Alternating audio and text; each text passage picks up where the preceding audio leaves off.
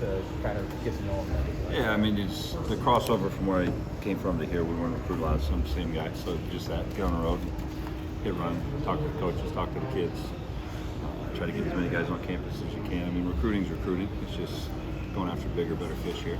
So the adjustment to that was guys I used to see on the internet and watch their tape and be like, wow, it'd be really good to coach those guys. Now you get to go after those guys a little bit. What has been your strategy, I guess? I mean, when you get your foot in the door, like first conversation, all that, like how does it evolve? What's your strategy when you are maybe, like I said, a little behind the 8 ball, I guess? Yeah, I mean, you just got to tell these guys that how you're going to develop, you know, tell them about this place. I mean, you really don't sell kids in recruiting. You give them, it's information. You give it to them, right? So if you're a high caliber kid that wants to play at the top level, compete for national championships, compete for conference championships, that's what this place is. And then how can we get you there? Based off how we feed them, how we train them, how we coach them. So you just kind of try to pepper them with all the different information that they can have so that they feel good about it. And then along the way, you build a really good relationship with them. You know, their likes, their dislikes, the buttons to push with the kid, what drives them, kind of those types of things. If you with Coach Solene, I mean, what can you tell us about him? What he brings to the table just as a coach? And I know he was the interim guy for the last 4 games of Florida. Yeah, with Mike and I, we come from like the same tree, so our lineage of the O-line tree that we come from, so the verbiage and stuff is a lot simpler to get used to. But the perk of that is there's 4 eyes and 2 mouths that are saying the same thing. He relates really well with the kids.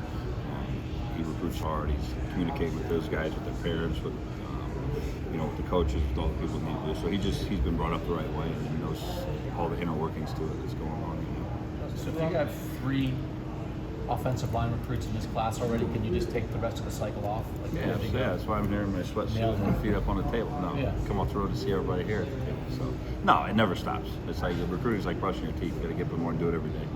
And so you're looking at guys that in this class for 23 to finish that. You're looking at guys at 24. You're evaluating 25. You're trying to get kids to camp. You're trying to go out and see kids again that maybe, I mean, the biggest thing about especially linemen is you can see a kid in the fall that maybe he was 240 and now you go back and see him in the spring and he's 280. And that's natural maturation. So all of a sudden that guy becomes a guy. He gets on the radar. So you can never stop recruiting. You got to continually looking at these guys and covering your area. We're covering Ohio. I mean, I hit every school in my area in Ohio the last couple of weeks because that's important for us too. And Coach Day to do that. So no, it never stops. But when you can't take anything for granted and nobody's signed until December. But when you take care of business in your backyard early, does it allow you to put some energies nationally, maybe into some guys? I mean, we're playing no matter what. I mean, you got to recruit your area, and then you got to work from the inside out. It's kind of how we've done it here, and what we're looking at. So, whether you have 6 guys come in the class or no guys come in the class, you still got to recruit every day, right? Like I said, and then when they're on campus with you, you get them here as many times as you can. When they're not here, you got to make sure you're seeing them and evaluating, and that's how you turn over the next guy. That story of every year in the draft, there's a guy. Well, where'd this guy end up here? How did he end up here?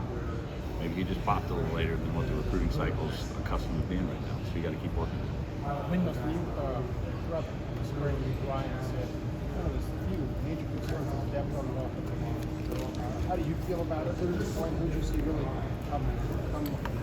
come on his organization? Well, we had a chance. A lot of guys just through guys getting banged up or nicked up a little bit, get a lot of reps, which was good. Enoch was inside, took some reps on both sides, left side and right side. You had the chance to see Jacob James get a bunch of reps, which was good. You missed Josh a little bit in the spring. We'd like to have some more reps with that, but that's all you do. You just keep developing the guys that are around you have, and we've got through fall camp, and then you shake it out. Hopefully you have 8, 9 guys you feel comfortable getting in the game right there. How about